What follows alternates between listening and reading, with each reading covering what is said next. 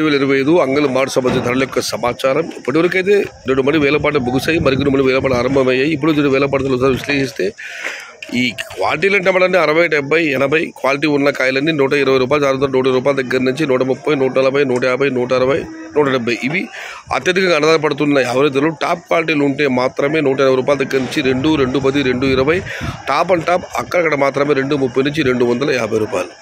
మొత్తం మీద చూస్తే వాళ్ళ అంగళ మార్కెట్లో ఈ అన్క్వాలిటీలు మినహాయిస్తే 120 రూపాయల నుంచి ఆరంభ ధర, 210 రూపాయలు ముగింపు ధర, టాప్ అండ్ టాప్ 220 నుంచి 250 రూపాయలు అక్కడక్కడ.